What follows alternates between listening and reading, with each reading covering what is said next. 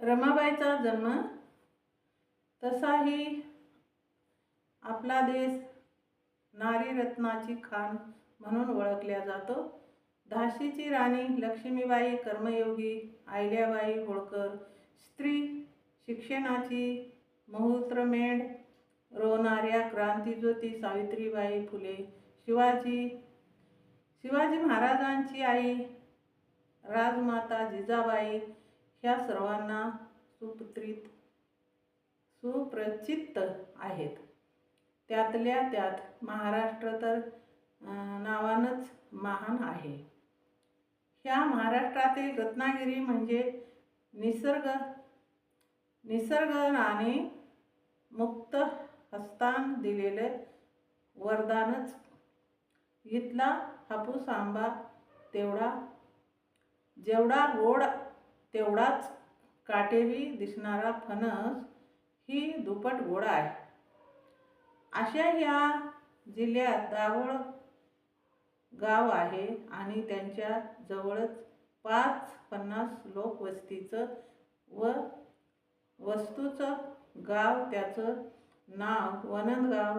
वनंदगाव हे रमाबाईचं माया माहेरच आहे. ह्या छोट्याशा गावात 18 पगड जाती. महारवाडा गावाच्या बाहेर एका बाजूला होता. वडिलांचं नाव होतं भिकूजी, आईचं नाव रखमाबाई आणि आडनाव होतं धुत्रे. भिकूजी धुत्रे हा हाडामासाचा गरीब माणूस, देवधर्मावर श्रद्धा ठेवणारा, आणि रखमाबाई ही देवभोळी. पंढरीचा पांडुरंग व रखमाबाईवर हा रखमाबाईची नितांत निष्ठा. रमाबाईचा जन्म जाणून घेऊया आपण. रमाबाईचा जन्म जाणून घेऊया. रमाबाईचा जन्म इसवी पूर्व 1898 साली झाला. हे भिकू रखमा या दाम्पत्याचे दुसरे अपत्य. पहिली मुलगी होती, तिचं नाव अक्का. भिकूजीने गावच्या पंचांग जाणकाराला रमाईचे जन्मनाव विचारले. त्यावर तो पंचांग जाणकार प्रसन्न हसून म्हणाला, भिक्या रे, तुझी पोरगी भारी भाग्यवान. हिचा जन्म नक्षत्राप्रमाणे. हिचं नाव भागीरथी ठेव.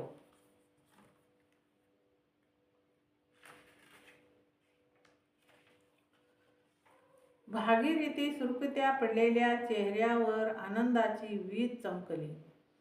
अरे बघतोस काय लेका, असं हिच्या जन्मपत्रिकेत रविग्रह व गुरुग्रह उच्चीचा आहे. त्यामुळे ही ज्याची पत्नी बनेल त्याचं नशीब बनवलं तर करील, त्याची जीवन ज्योत बनेल. हे ऐकून भिकूच्या डोळ्यात आनंद अश्रूच आलं. ज्या की लेखा जा आता घरी आणि मनभर साखर वाट गावात. भिकूजी घरी आले. बारशापर्यंत जन्माला येणाऱ्या कोणत्याही अर्भकाच्या देहाला नाव नसतंच. ते ठेवल्या जात बारशाच्या दिवशी. रखमाबाईनं आपल्या मुलीचं नाव भागीरथी ठेवलं, पण लाडाने तिला सारे रमा रमे असंच म्हणत. पुढे हेच नाव प्रचलित झालं. दिवस रात्रीच्या रुळावरून काळाची आगगाडी धावत होती आणि रमाई लहानाची मोठी होत होती. रमाईचे बालपण. आकाशाची निळी छत्री धारण करणारा छत्रपती हरहुसनरी तो चौरसची सोंगटी कशी फिकट बसवावी, बुद्धिबळात वजीर कसा पद्धतशीर बसवावा हा तो वरचा भागविधाताच, ज्याने म्हणूनच जन्म जन्मांतरीच्या पदरी बांधलेल्या गाठीभेटी कुणाला चुकल्यात का? रमाईची पदराची गाठ ज्या भाग्यवंतासोबत बांधायची होती त्याचा जन्म महू येथे 14 एप्रिल 1891 रोजी झाला. त्याचं नाव भीमराव. भीमराव हे रामजी आणि भीमाईचे 14वे रत्न होते. रामजी लष्करामध्ये सुभेदार होते. भीमाई गृहस्थी चालवायची. भीमरावाला इसवी सन 7 नोव्हेंबर 19 रोजी शाळेत दाखल करण्यात आले. दिवस रात्रीचं रहाटगाडगं सुरू असतंच. ते कोणासाठी थांबले? भीमराव तिकडे लहानाचे मोठे होत होते आणि रमाई आपल्या घरी लहानाची मोठी होत होते. रमाईनंतर रखमाबाईला एक मुलगी झाली. भिक्खूजीला हे समजलं. त्यावेळी ते म्हणाले, ह्या मुलीऐवजी मुलगा जन्मला असता तर अवा ते काय आपलं हातचं हाय होय, आणि काय व मुलगा काय आन मुलगी काय सारखंच. आपल्या पत्नीचं बोलणं ऐकून तेवढ्याच धीर भिक्खूजीला आला आणि दिवस असेच गेले. गावच्या भगवान शंकराची यात्रा आली आणि रखमाबाई नवस बोलली. मुलगा जन्माला आला.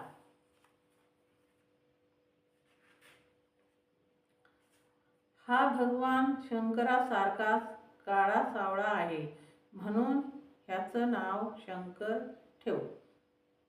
मला बी शंकर नाव आवडलं. अशा पद्धतीनं 4 लेकरं पोटाशी घेऊन ह्या गरीब कुटुंबाचा संसार गुण्यागोविंदानं सुरू होता. अशातच रमाच्या मोठ्या बहिणीचं लग्न झालं. तिला दाभोळाला दिलं. असं सुरळीत सुरू असताना ह्या गरीब कुटुंबाला कुणाची तरी दृष्टाची दृष्ट लागली आणि रखमाबाईची तब्येत खालवायला सुरुवात झाली. आता रमाईवर ह्या घराची जबाबदारी येऊन पडली. दिवस जात होते. भल्या सकाळी भिक्खूजी बंदरावर जाऊ लागला. रस्त्यात एक पाटील भेटला. काय भिकोबा? पाया पडतो पाटील. काकाजी, आज सकाळीच मासोळी आणावं लागलं ना. आपला हा नेहमीचा धंदा. खरं हाय, देवानं पोट दिलं बाबा, त्यांच्यासाठी समद करावं लागतं. बरं, तुझी बायको तब्येत कशी आहे तिची? बरी हाय. गेली रोजी आणायला, गौऱ्या करायला. तिले डॉक्टरले दाखव रे बाबा, फार गुणाची बाई. पाटील काकाजी, तेवढं होईल तेवढं समद करतो मी, पण त्या पांडुरंगापुढे कोणाचं चालील का? खरं हाय बाबा तुझं. जातो काकाजी, उशीर झाला तर मालक रागावतोय. जा बाबा. आणि भिकाजी बंदराकडे जाऊ लागला. नियतीचा नेम आहे. कोणत्याही जीवाला जन्म आणि मृत्यू ही 2 टोक धरून पाहिजे तसं नाचवीत राहायचं. अगदी कळसूत्री बाहुलीसारखं.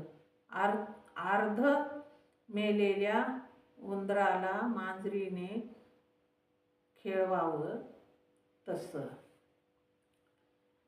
त्यातून राजे महाराजे, देशोदेशीचे पंतप्रधान, राष्ट्रपती हे सुटले नाही तर सर्वसामान्य जीवाची काय कथा. भिक्खूजीचं कुटुंब गरिबीमुळे ग्रासल्या गेलं. एकदा तो दाभोळ बंदरातून मासोळीचं टोपलं घेऊन मार्केटला जात असताना मध्येच कोसळला. लोकांनी त्याला घरी आणलं. तेव्हापासून रखमाबाईनं धसकाच घेतला. ती नवऱ्याची काळजी घेता घेता सवत आजारी पडली. अंथरूण धरलं. एका सकाळी ती रमीला म्हणाली, रमे, काय मा, आता माझं काही खरं नाही. कधी पांडुरंग बोलवील सांगता येत नाही. असं नकोस म्हणू मा. तू अशी बोललीस तू आमचं कसं होईल. अगं येडे, देव दयाळू आहे, त्याला सर्वांची काळजी. तू कशाला काळजी करतेस. सारं ठीक होईल. पण एक सांगते, मी गेल्यावर तुझ्या बाची काळजी घे. तुझी भावंड गौरी आणि शंकर त्याला सांभाळ. मा. रामूच्या डोळ्यात चटकन पाणी आले. असं नको बोलूस मा. सत्य नेहमीच कटू असते बाई, पण म्हणून वास्तव नाकारता येत नसते. मन धीट कर, धीर धर आणि आणखी एक गोष्ट ऐक. लवकरच लग्न होईल. तवा नवऱ्याच्या घरी बाई माणसानं गुणानं राहावं. पतिसेवा हीच देवसेवा समजावं.